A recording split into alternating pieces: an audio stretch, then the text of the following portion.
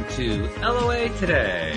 I'm Walt. With me today are Louis D'Souza and Anne-Marie Young. This is your Daily Dose of Happy. We are so happy you decided to join us today. And I have to say, guys, today is kind of like a sort of a flashback to the way things were done on the show about 4 years ago when I was doing 2 shows a day because I did a submission of the show earlier today. And I'd forgotten how much work it is to do 2 shows a day. It's a lot. I mean, it was good. Her name is Disha Waddup. She's from your section of the world. She's from the UK, and she's a social media coach and really a marketing expert. And wow, it was a great in-depth conversation about getting businesses started and how you market them and how you build a group up and all this stuff. So yeah, it was really, really worthwhile. And I've got another one coming tomorrow with another one of your countrymen, a guy named Luca Senatore. I'm not sure how he pronounces his last name, but that's going to be for me tomorrow morning really early. So another 2-show day tomorrow. I'm glad those are the only 2 this week. Let's put it that way. You're getting so many guests. You're just having to duplicate your shows, aren't you? I have to duplicate me somehow. I need the Star Trek transporter to make 2 copies of me or something like that. But yeah. You have to learn the master skill of bilocation. I haven't gotten, I know you talked about that. I haven't gotten that one down yet. I mean, have you been able to pull that one off? No ways. No way. Oh, good. It's nice to know. I wish. Part of the trick for that, isn't it, as I understand it, now I'm no expert because I've never pulled it off, but as I understand it, part of the trick is that you actually are conscious in both. And you're somehow supposed to be able to connect those together in your little human mind. I don't really know how that works. Somehow you're supposed to be able to do that. Try and deal with one of me is enough. Yeah, right. Oh, yeah, it's a full-time job for me, I'll tell you. Oof. But no, still very much worth it. It was a great conversation. And I'm looking forward to tomorrow's conversation as well. It's going to be really good. But in the meantime, if you don't mind, guys, I'm going to treat today as kind of relax, take a break after what I did this morning. Yeah. No problem. Sometimes you have to kind of do that. I think it falls under the category of self-care. It falls under the category with Abraham Hicks's step 3. Okay, well, yes, this is true. Relief and release. Relief and release. That's exactly what it feels like, too. It's like, okay, done. Yeah, got all the stuff sent out. Yeah, it was good. So, but there is that relief that comes from, part of the relief comes from, I know you guys real well. So I know I don't have to do anything. It's not like I have to plan anything. I can just chat with you guys for an hour and it's great. So that's relief and release all by itself. But yeah, also getting this morning's thing done was good. I was glad to get it done, but it's done. I went to my daughter, my 6-year-old's birthday party.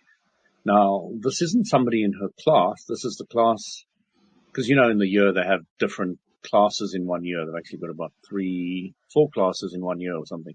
So it was one of the other classes. She had made friends with this bunch, and I invited this girl, the 6-year-old from the other class to Eloise's birthday party. Now I got invited to her birthday party. But when she came, the mother came to pick up the daughter, we had this really good, deep, in-depth chat, and she brought along her friend, and her friend was somebody from the Met Police. Oh. And we had a good chat. I had a good chat with her as well, and really bonded with her about philosophy, ideas, and beliefs and stuff like that. That was all cool. So I arrive at the home because I've now been invited to her daughter's birthday party at her home. So I meet up with the mom, and the mom's got a wannabe boyfriend. Who's I said, can you explain to me who everybody here is? And she says, my friend. And he told me he's interested in her. So that's why I get the wannabe. 2 + 2. Got it. But we had this hugely in-depth conversation. Now, the first thing he said to me is, we've met before walking down from school with the kids. Oh. And I said, yes, I remember now. do you remember the conversation? Now, I brought up this conversation before on the show a few times. And it's all about this guy saying, the world's falling apart and everything's crazy and, he's worried about the future, etc. So I said to him, and you were saying, Satan's taking over, etc. I remember that, yeah. So I said to him, how do you destroy Satan? What's the one thing you can do to completely destroy Satan? And he frowns and he looks at me, he's all confused. And I said, give him love. And he looked at me and he started to realize that, that's one thing, that when you're in the vibration of that positivity, there can't be negativity, the concept. So, I said, you're not going to hear a lot of priests on the stage promoting the love of Satan, but not really, no. No. But if you understand the law of attraction, if they sold it as like Satan's version of kryptonite, they might be able to get it across that way. But yeah, I don't think they're going to go through the love thing. That's not going to work for them. They need to be Superman though. So the interesting thing was I bumped into this guy before. What's the chances of bumping into this guy that I brought up on the podcast a few times? Well, knowing the law of attraction, pretty good. Exactly. So we had this like really deep philosophical conversation and talked about all different angles and all the rest of it. And we managed to get it in before everybody came around and it got too busy. And it was really, really cool. I'm always amazed at how I managed to draw these kind of conversations out of any function or meeting or situation that I'll end up in. It's just really great. Well, you love having those conversations. Absolutely. When they show up on your doorstep, so to speak. They absolutely do. So had he used any of what you were saying to him? Had you noticed? What have I? Do I love Satan? Yeah, of course. Well, all my heart. No. So your emails too. Had he done anything different? No. He didn't even remember the gist of the conversation too well either. He just once I re-related it to him, says, "Oh yeah, I remember now." But now I could fill in the blanks and why I thought like that, et cetera, and brought in a little bit of law of attraction, et cetera. So just really fun having these conversations. In the sauna, I remember I was telling you the other day, I landed up with this guy. We were both on the top step, then we moved to the middle step, and then eventually we were sitting on the floor in the sauna so we can continue the conversation. We were both sweating. Not from the conversation, but from the sauna. Yeah, right. But he was amazing because he could really take what I was saying, integrate it into his Christian philosophy, and put it back on me. And the big discussion that was going on was all about God in his mind, or source in my mind, is finished. It's complete. It's done. And I said to him, no, I believe source is endlessly expanding. And the discussion was why we were thinking this way and how, and all the rest of it. That was one aspect that we were talking about, but it was the one that most interested me because I've never openly had a discussion with anybody about is source, complete and finished and done, dusted, or is it endlessly expanding? And there really are ideas which I actually started pointing out eventually that, they don't need to be mutually exclusive. No, they aren't. No, they don't need to be. So, no. You can have it perfectly expanding all the time. Yep. Part of this has to do with the way human language works, because human language is broken up into tenses: past tense, present tense, future tense, and some other, perfect tenses and so forth. But those are the main ones. And because of that, we think in those tenses. We think in future, present, past. And we express ourselves, and all of our wording is expressed as either a past tense, present tense, future tense, or some perfect version of one of those. And because of that, we end up kind of tripping over ourselves when we try to discuss and explain things that are outside of time, because those are all time related. Absolutely. So the problem that we're really experiencing when we're talking about this stuff and saying, well, everything's all completed, or saying nothing's all completed, it's all going to be completed, or it's all in the process of completing. Those are just three different tenses for saying the same thing, because we don't have a way to express it outside of time. So we have to use a tense. The other aspect that I like to be really honest about is that's a guess. That is what Abram has said, and I'm not necessarily know it for a truth for myself. So I like the idea of thinking that source endlessly expands and that I'm part of the expansion, etc. I just like the idea, but it's not necessarily what it is. I can't prove it. I haven't got personal experience of that. So I like to be really, really honest when I talk about that and say that, this is my hypothesis at the moment. You come up with a better one, I'll probably jump on it in a heartbeat. Yeah. I don't have any need to hold on to my belief structure. Mm-hmm. I'm very happy to be fluid enough to take on the next thing that seems to be more in the way that I think it does work. I will drop what I currently believe in a heartbeat. And we were having that conversation at the party as well, all about what is belief. Because, we know from Abraham Hicks that belief is a thought you think often. Mm-hmm. And a 13-year-old girl said to me, Louis, I believe you're a nice guy, but I haven't thought about it often. You can always count on a teenager. So we only saw every month, so I was a little bit flummoxed by this. I went home and thought about it. I love these 13-year-olds. And then I thought about it, and then I realized that she used the wrong word. She should have used the word thought, because belief rarely is a thought you've thought more often. Mm-hmm. She should, Louis, I think you're a nice guy, but I haven't thought about it often. But to use the word belief, it's really not accurate. So you kind of get shades between the word thought and belief. And what it is, it's just a more solid vibration. In some sense, she's actually on solid ground in one sense, because English is such a multi-valued language. Words get used all over the place in so many different ways. The same word used, 25 different ways. So, but not necessarily particularly accurately. The level of accuracy.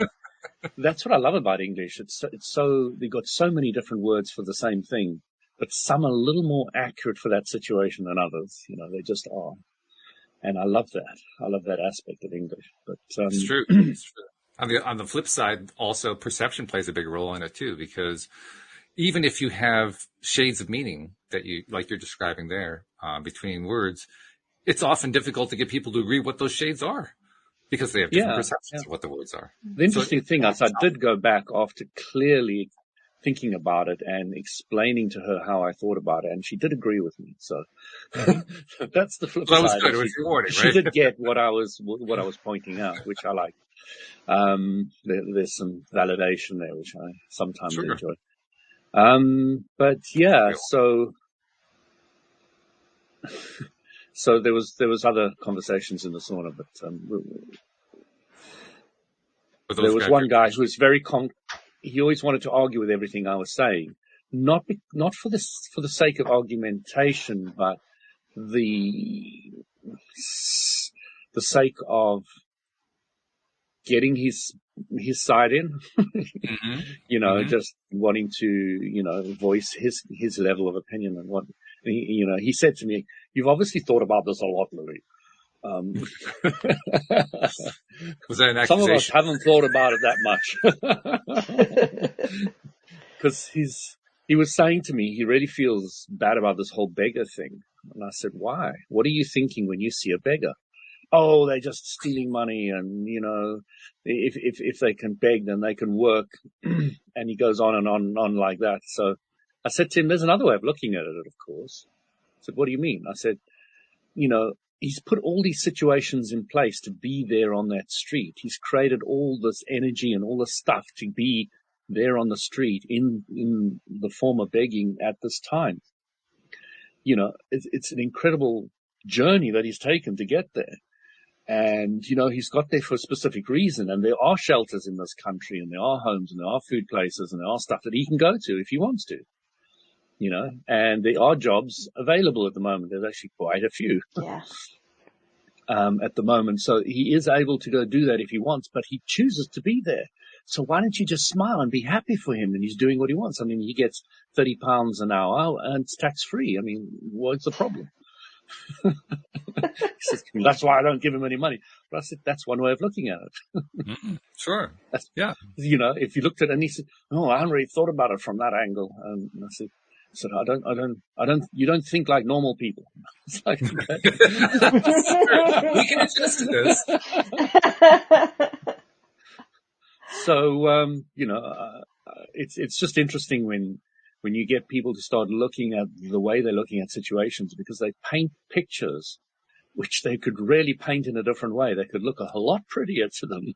Mm-hmm. Mm-hmm. Something else you said cued something in my mind too, because you mentioned how you, like all of us, we like validation. And you mentioned this gentleman who was negating everything because he was looking to get validation for his viewpoint. Mm. It reminds me of something that I was reading about just last night. There's a book that came out about 8 years ago, something like that, called Contagious. Basically, it's a book that explores how it is that things become popular quickly, how things go viral, that sort of thing. Mm-hmm. One of the points that he makes in the book is that when people, when you look at what motivates people to share something, because that's what virality really is, it's something being shared a lot. Mm-hmm. When you look at what motivates people to share, one of the big things is they want to be considered in the know, so to speak. They want to be considered somebody who's got a one-up on you, like, oh, I got this really cool thing. I'm going to impress you or excite you or entice you with this wonderful thing that I found so that I can get a little attention from you. And it's a really great point. That is a major part of why stuff becomes popular and why people share things. I mean, we often like to think about sharing as being, well, I'm sharing for the benefit of somebody else, but there's also the benefit to themselves. We kind of overlook that part, but there's a big benefit that people get. In fact, there was a Harvard study. This was also in the book. There was a Harvard study done where I don't remember exactly how the study went. Oh, I know what it was. The students at Harvard University, of course, they're involved in every study ever in existence because that's where all the studies get done. Poor students. But anyway, the students at Harvard University were asked what they would choose in terms of an income. They had two different jobs, basically the same job.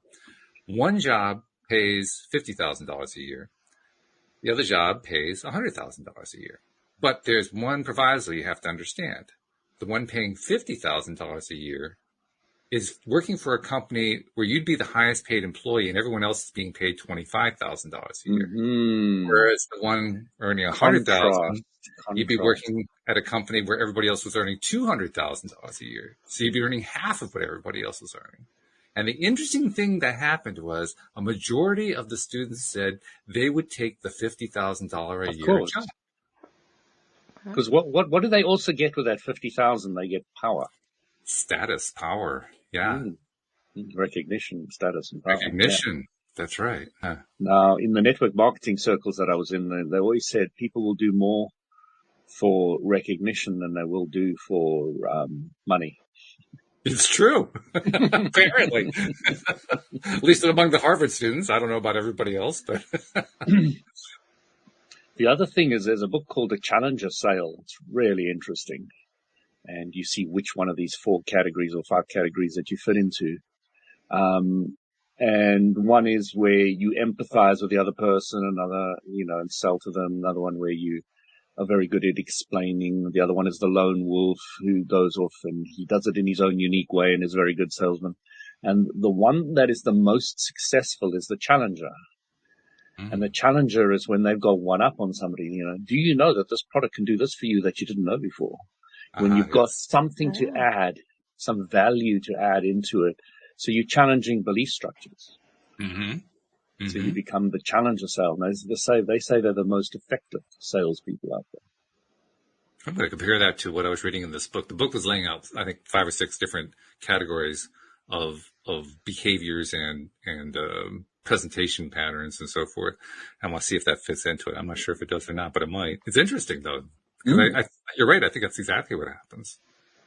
The closest that I can think of from this book, they did give one story. I'm only partway through this book, but they gave one story where, let's see, how'd it go? A guy had come up with not a blender. It was a machine for grinding flour and so forth in the kitchen, because he had noticed there really wasn't anything out there in the marketplace. So he figured he would invent. No, there isn't. I don't know if anyone that grinds, wheat. Well, he invented one, and it apparently was really well done. I mean, he invented something solid. It wasn't, some plastic thing made in an underpaid factory in China. It was. Can't see it selling though. Well, that was the problem, and he wasn't sure how to sell it, and he had no marketing budget to sell it, and he ended up convincing a friend of his who had been working as a high-powered marketing guy at a large corporation to come work for him and help him get his thing sold. And the guy commented that the job he left had a budget that was twice as large as the entire income of the guy he was going to work for. But anyway, he got to talking to him and found out that this thing could cut up almost anything. You could put a cell phone in and it would cut up the cell phone. Oh, wow. It would chop up marbles into this fine dust. So he put a lab coat on the guy, and he put a camera in front of him and had him feed stuff into this thing, which was really just a grinder. I mean, it was just grinding stuff up. And then he put it on social media, and it just took off like wildfire. Everybody wanted to point out, I know this really cool thing you guys don't know. Let me share it with you. Wow. But did he get any sales out of it? He got tons of sales. They did really, really well. Yeah. It's currently a product. I'd have to go look it up. I don't remember what the name of it was. Yeah. Pretty cool that he was able to do that. But marbles, I mean, rocks, I mean, he just put the stuff in it. You do that with most household appliances, and they'll just, give up the ghost. They're done. But there's an example of how if you can find the angle that gives people the ability to say, I know something you don't know, you got yourself potentially something that will go viral. It's pretty cool. I'm still learning what the other pieces are. There are a bunch of them. Mm-hmm. But yeah, the other thing that's interesting too is that when you look at what goes viral, you can kind of look at something that became very popular and say, well, that's because of this or that's because of that. And it turns out when you actually do the studies to find out whether that was true, most of the perceptions are wrong. Most of the reasons you think that something is becoming popular are not the reasons why they became popular. It's pretty wild. Yeah, and I was going to say, as quick as it kicks off, a lot of these things just then get dropped so quickly nowadays, I find. So you could be successful for like 5 minutes. 5 minutes can be enough. All you need is your audience. Yeah. Once you get the audience, you're good. And then if you get the email list and you promote other things. Well, that was actually another topic from the interview I did this morning, because she has a list of 7 different ways to build up, start something. Remember how with Kelly, Emery, you were on the show. We were talking about how would you start something from scratch? How would you start a Facebook group? Could you do it on any topic? Turn into a business. We were talking about you and being a poet and wanting to help other people be published and all that kind of stuff. Well, we kind of carried that out a few steps more in today's interview. And the way we did it was she identified, I think she said 7 different ways that you can market, that you can basically build up the talk around your thing and get more and more attention for it. And one of the things was emails, because that's still a very viable marketing method. But there were a bunch of others too. But the interesting thing was after she went through them, and she went through them in very great detail and a fairly rapid clip. And I was kind of imagining what it's like from the perspective of the audience member, because that's the way I was trying to respond to her. And when she was done, I said, that all sounds great, but I'm absolutely totally intimidated. I don't even know where to begin. There's so many things in that list. Now, I actually did, but I can just see, your average listener saying, I'm just like, where do I start? I'm overwhelmed with work. I haven't even started this thing. And that really is, to me, a key point, because we ask about having abundance in our lives. We want to attract abundance into our lives. Very often that does require taking some physical actions. Yeah. what we often call inspired action or initiating some sort of inspired activity. And that can be intimidating. It can be frightening. It basically taps into who we are and challenges us on many levels. And I think all those levels all really amount to is what's our level of self-esteem? How do we feel about ourselves? Mm-hmm. How confident are we? Mm-hmm. Mm-hmm. And I was really, I was tapping into that as I was doing this interview in a big, strong way of recognizing, wow, that really explains why it is so few people go into business for themselves. Because study after study has shown the population as a whole across the planet generally has low self-esteem. There's not a whole lot of people in the general population with high self-esteem. And yet it's essential to succeeding in business. But even somebody who gets a good dollop of self-esteem, well, people attack them and challenge them and push them down and bring them down. So, even if you've got good self-esteem, you really have to have a lot of it before you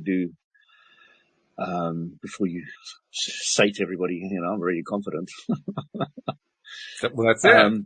Exactly it.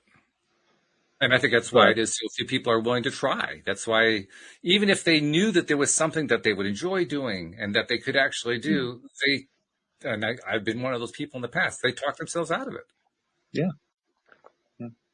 I mean, every time there is a prime minister in this country who's really got a good campaign and is doing well and all the rest of it, and everybody loves him, as soon as he gets in power, they all want to kill him.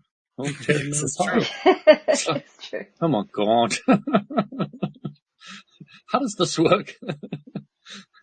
Are you sure build him up just to knock him down. That's cool. So does that relate to the other conversation, the fact that we all like to think that we know more?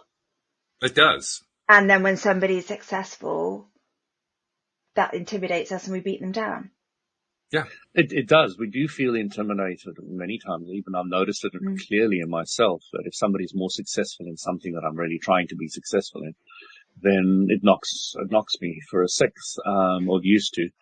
Now, when you understand the law of attraction, it starts becoming easier because you start realizing that everybody has their own pie and that you're not directly competing against anybody because your point of attraction is completely different to everybody else's. So the law of attraction can really help your confidence by understanding that there is no limit to that pie, ever. It's true. It's very true. Mm-hmm. It's an in-depth kind of understanding, but it's a vital one. And like you say, it has that impact. Another piece of the whole puzzle, too, is the realization that self-esteem, self-love, self-confidence, all that stuff, they aren't a fixed thing, fixed in stone. They change. They change over time because our confidence levels get impacted by what we experience. That's why we have so much trouble when we get exposed to the law of attraction in the first place, because we are so primed, we're so trained to believe that our experiences are based on what happens to us rather than what we think about and what we focus our attention on. And because of that's where default behavior comes from. Like, okay, well, I feel powerless here, so I'm just going to wait and see what happens to me. And then I'll just say, well, it would happen because of that X thing over there. It's Walt's fault. It's Walt's fault. It's all my fault. It's always my fault. I know that. No, Anne-Marie's as well. It's never one's own fault, right? Yeah. But that's what happens when you have a whole population, not a whole population, but a large chunk of the population, certainly a supermajority of the population that has esteem issues, self-esteem issues. Because if you have self-esteem issues, what's going to happen? Well, first of all, you're not going to feel good. Second of all, when you have an opportunity to shine, you're going to take it because you need to feed it, right? So that's why you want to be that expert who, I know this cool thing you don't know, because it's helping to build you up. And then when you finally do meet somebody who has stronger self-esteem, who's feeling stronger than you are, you feel intimidated about it. Mm. And so you got to knock them down. That's the phenomenon you were describing, Louis, where the guy gets into office and all of a sudden everybody's got to knock him down. Why? Because he feels better about himself than the population does. Well, they can't have that. There's also an aspect of teaching in that knocking down. I had in the Met Police a manager who took great pride in his meetings where he always sat at the head of the table. He wound his chair up to as high as it would go and dominated the entire thing and controlled it. And people walked out of those meetings very often crying because he would literally attack their lack of knowledge in the different areas where they're supposed to be proficient. And he'll say, how can you come to me as a project manager and you don't even know what a milestone is? And, this lady never wanted to be in a meeting with him before because he really tore her to pieces. Just basic things and the interesting thing was I never had a problem with this guy anywhere through it. And I wasn't the most professional or organized. He just couldn't get to me, even if he tried, and he knew it. And I wasn't going to be anything or anyone he was going to deal with. So we had long, nice philosophical conversations together and very, very amicable arrangement between him and I. And, he kept me on for over 7 years in the Met Police. So, he actually liked me as well. Right. Even though he never said it or anything.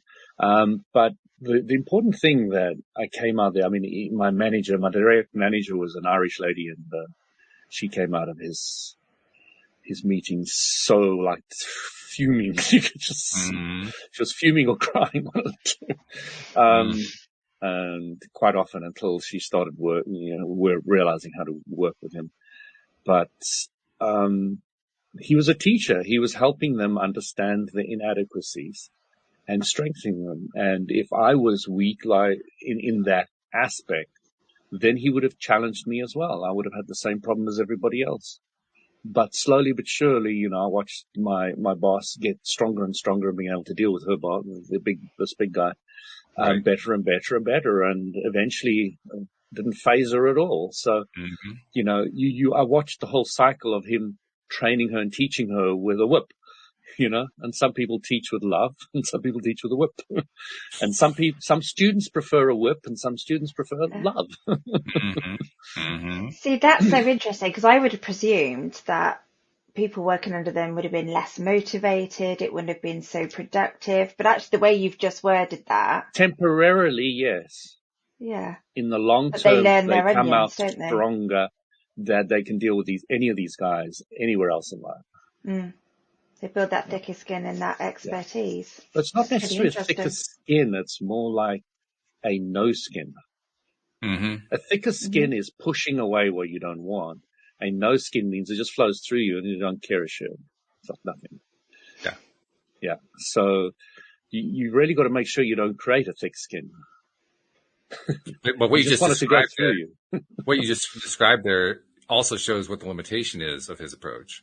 Because yes, he probably did get some results out of it, but it's like with anything else where somebody does a deep dive into the negative, into the low vibe, and then comes bouncing back out, they're stronger as a result. Yeah, they're stronger, but what happened to their respect for you and what you're trying to accomplish? Was that if he's strong enough, he doesn't care. The object for him is who's next, who can I train in the way I know how to train next. Again, that depends on what his goals are. You're right. If his goal is only to train, then I suppose that would be considered a success. But that's not necessarily going to play out as a success in the business world. It's not going to play out as a success in the popularity market. But some of the most successful leaders in the world have been quite unpopular. It's true. Yep. But by the same token, I think it also can backfire is what I'm saying. You can build it up. You can get the other person's built up to such an extent that they're immune to you. And now you can't get anything done anymore because your technique doesn't work anymore. Yeah. So you get very few people who can be Gandhi. So Gandhi would go to a rooftop if he didn't like what the population was doing and starve himself and wouldn't eat anything until the population changed their mind. Then he would come back. Yeah. And everybody loved him for it because he didn't force them, he didn't hit them, he didn't bully them, he didn't cajole them, he starved himself. Yeah, fascinating. There's not many people who can do that. No, not many. Not many. Got to give him credit where credit is due. Yeah, he never brought the whip out ever. And when the British were were fighting him. So what he did is he got all the Indians to stand in a long, long line, all the males, go up to the British officer, and the officer would hit them down. And then the next one would stand in line, they'd hit him down, and the next one. So it was just an orderly approach, not a big, massive, fight against the British rule, etc. It was, let's just show them where we're not going to stop. Next person, hit them down, until you get bored of hitting people down, or you feel it's wrong, or, you get something inside you that doesn't feel right anymore. And a lot of the British soldiers didn't want to hit anybody anymore. It just didn't feel right. So you've got this whole different way of approaching a way of ruling, I suppose, a way of leading. It reminds me of the story of a young king of Botswana from the 1950s. So this would have been after Gandhi, but before most of Africa became independent of colonial rule. And at the time, Botswana was known as Bechuanaland. And this young king essentially did something that was unique for his culture. And that was he tried to weave a path in between what the British were trying to do and what was going on in South Africa that didn't play either one of their games. And the game at that point was basically about apartheid. He just wouldn't play the game. And there comes a crisis. There's a film that was made about it called A United Kingdom. Very interesting film, worth watching. That film depicts a moment where he and his uncle, and this is important because of the way that the kingships worked during that time and in historical times leading up to that in Botswana.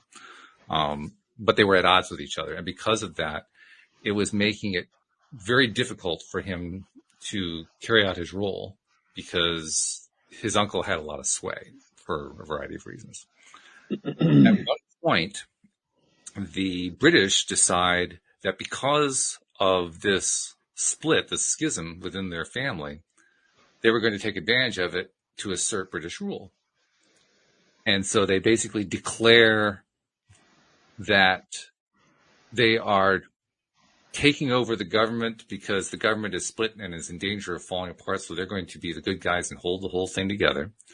And they're going to have their own governor and so forth to come in. And they have the tacit support of the uncle. So they figure, well, everything's golden.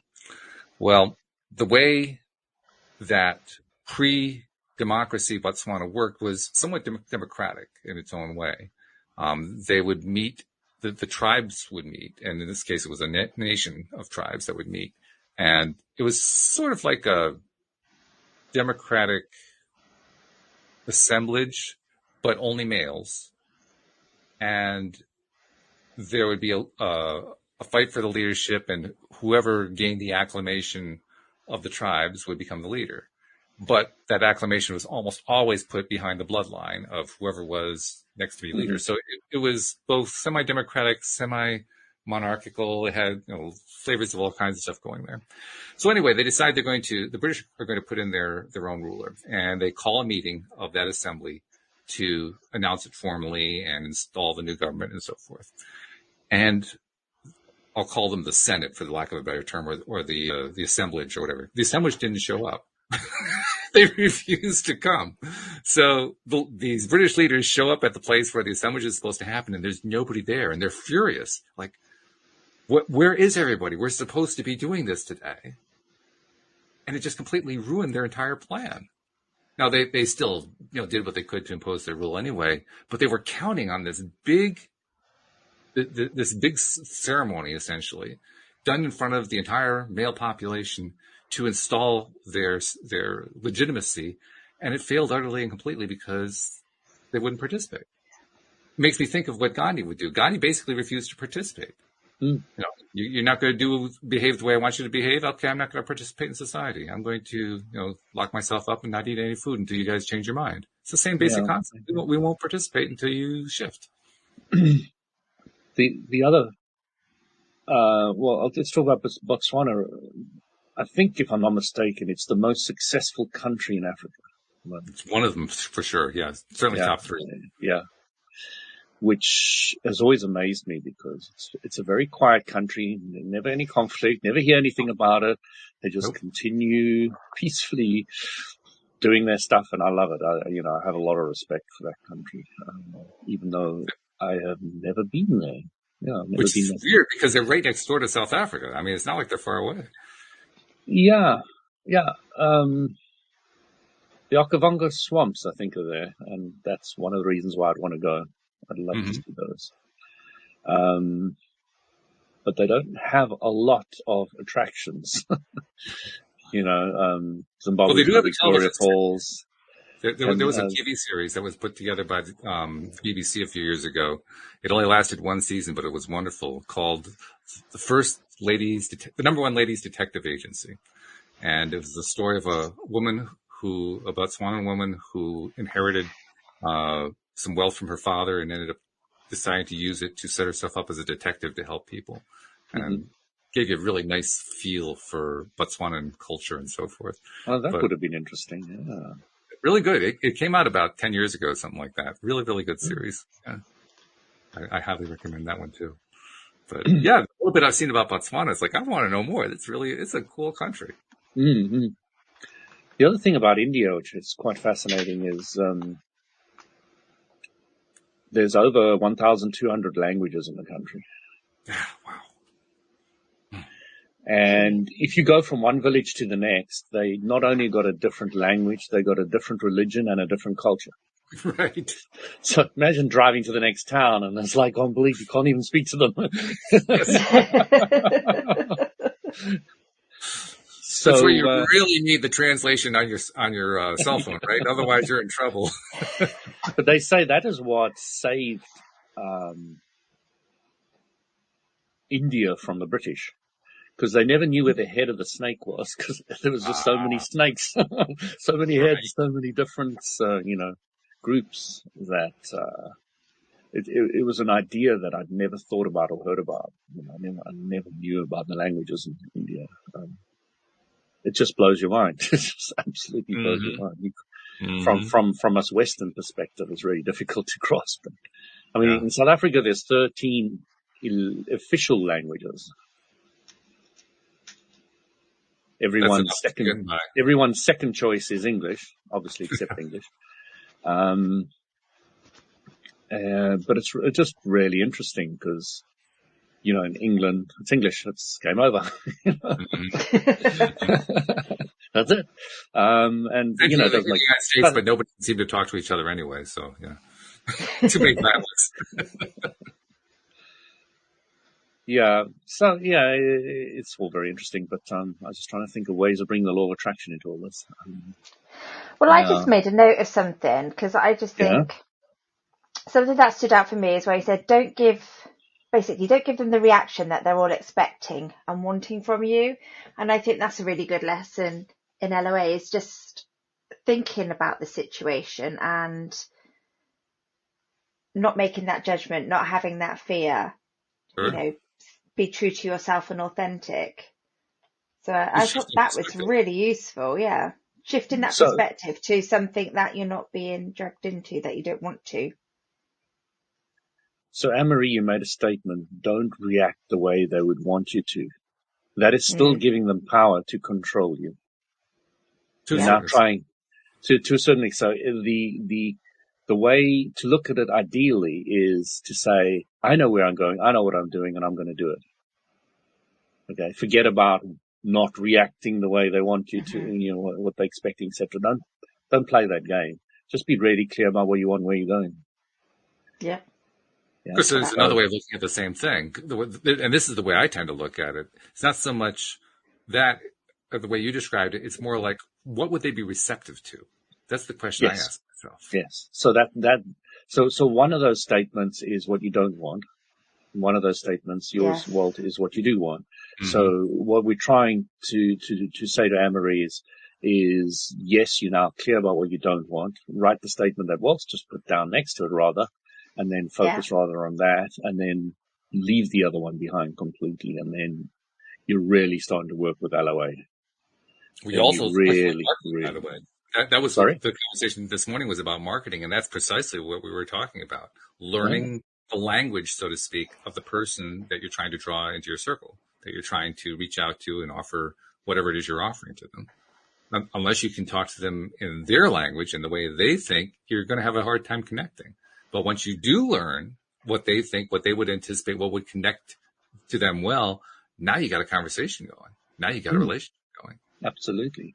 Because now you've got them feeling better because they're focused on what they want, not what they don't want. Right. Exactly. So what I really want to do, and I've said this before on this program, but I'm going to reiterate it, there should be an LOA police. I know you've said that before. You're under LOA arrest. So I'm trying to think of the more positive words to use. The LOA guidance group. It doesn't sound right. How about peace officers? Peace officers, yeah. I want the biggest peace.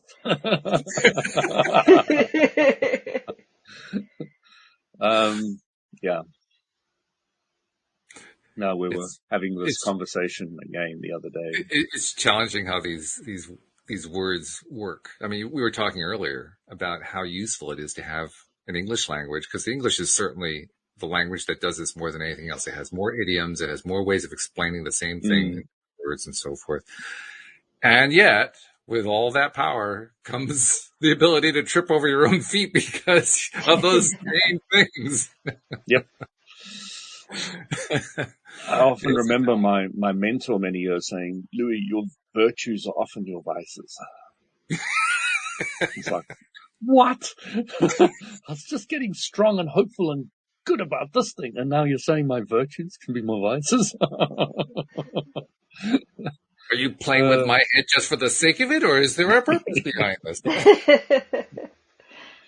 Yeah, no, that's, my mentor said many things that have stuck in my mind for many years. Like one of them, and this still gets me. She said, Louis, stop looking for truth in dustbins. And you go figure that one out. Yeah. Well, there's a value judgment that's built into there. That's the part that's tricky to figure out. Because the value judgment is in the idea of the dustbin. You know, dustbins are undesirable to look in. That's what the inference is. Okay, so there's the value judgment. So what's undesirable? Should you look in the Bible or should you look in illusions for your answers? Which one's the dustbin? I suppose. So that's the kind of thing that she was giving me. She was bringing all these new books like Illusions and Ramdas and all these other guys, great books, fantastic. And then she said, she kind of tricked me in a way. She's reading this beautiful passage, you know, about love and, you know, when you're feeling disappointed, shut up, and when you're feeling, you know, good, then shout it from the top of the hill, you know, and it was going on and on and on. And this is 1 Corinthians 14 verse 23 or something, but it's beautiful. It comes out of the Bible. And she says, where do you think this comes from? I said, I don't know, but it's really beautiful. So it comes from the Bible. I was like, what? So, you know, there's a lot of beautiful stuff in there as well. But again, it's how you perceive it, how you look at it, and it's true. With what context you put it in and take it out of. It also depends on what you consider to be a dustbin. Because that's really what it comes down to. I mean, it's clear that she's saying stay away from dustbins, therefore dustbins are undesirable for whatever reason. And I suppose ultimately, if you take that to its logical extreme, then anything that's outside of you is a dustbin, because ultimately the connection inside is where you can trust continuously. Assuming, of course, that you're in a high vibe space. If you're in a low vibe space, good luck. There's not a whole lot going on right there. But as long as you're feeling high vibe, that's going to be the best place to go. So does that mean we should just ignore the dustbins? Well, I'm not so sure about that.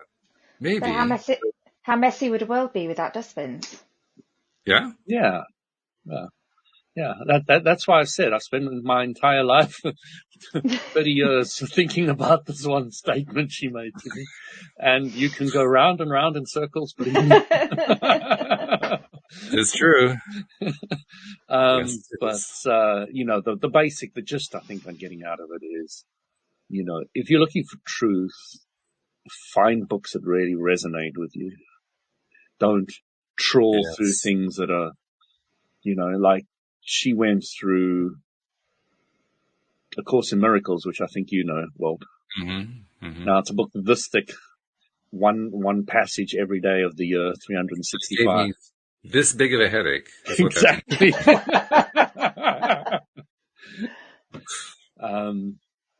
And I couldn't get into that as well. And I started to realize, I started to become very fussy with the kind of books that I'd read, and the ones that mean a lot to me. Like I was reading The Prophet again, which I don't know if Anne-Marie started yet. And I was feeling so emotional, more affected my soul, affected the core of my being again and again when I read this book, because I've got it on Kindle now. And it was just really hits me. And it's like, wow, this kind of book I can relate to. You pick up the Bible, it just doesn't have that effect on me. It just doesn't. Except for 1 Corinthians, but other than that. Yeah. But, certain things you start being very, very aware that you start being able to sift through what you feel is very valuable to you and what isn't. And you'll be able to do it in your heart just like that. And it makes your life a lot easier because, when a salesman comes to you, does this feel good, doesn't it? In or out? It's really True. easy. Doesn't matter what he comes up with or what they come up with. That's true. Unless they're a challenger and they challenge my belief structure, then I'm all with them. I love that. Louis lives for that. That's like, please give me more of that. I love this.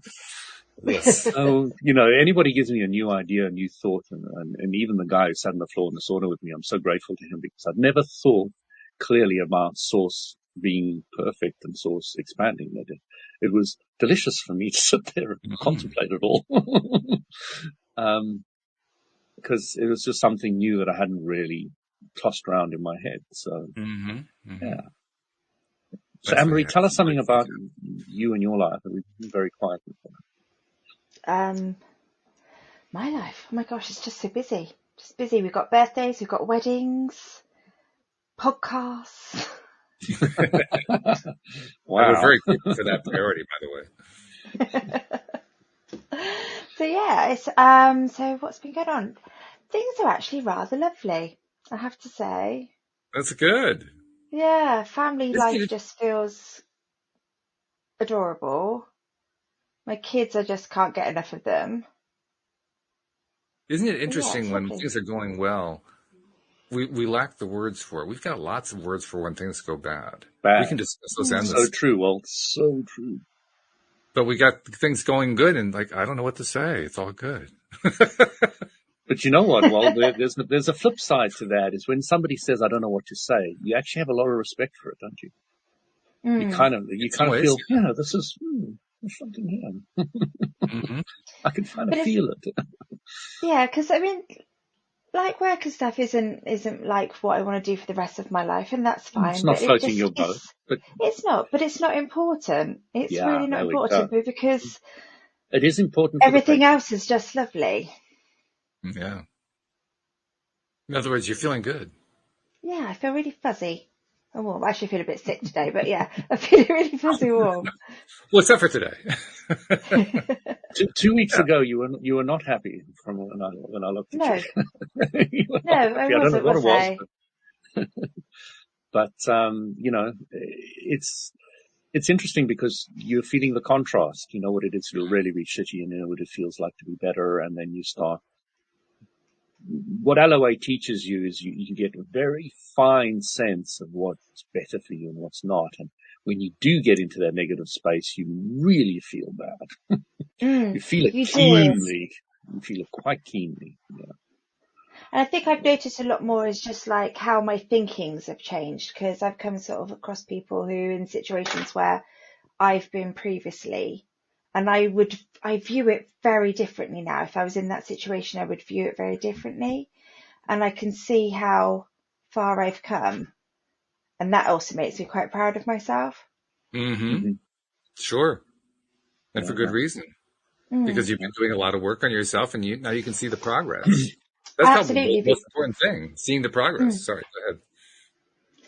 Yeah, no, it is also just thinking, and again, it's that kind of judgment thing, but it's like, I'm glad I'm not there. I'm glad I'm not thinking that way. And I'm glad, I still have my moments, human, but just being able to manage it a lot more pleasantly.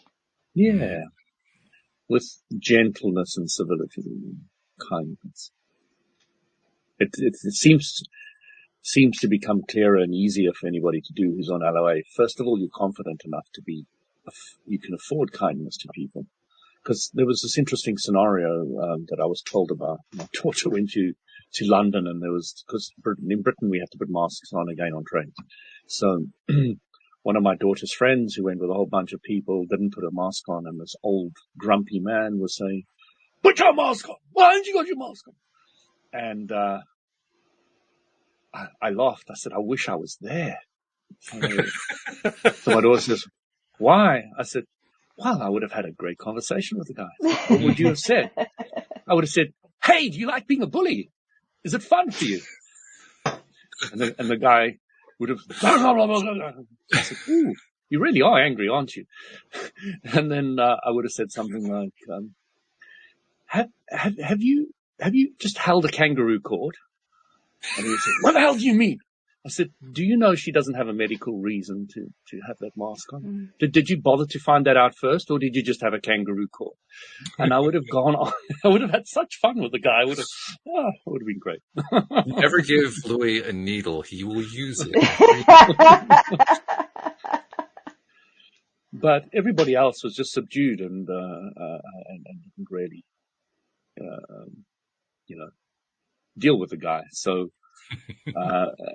you just have to do this once to a person like that, and they will think before they do it again. Yes.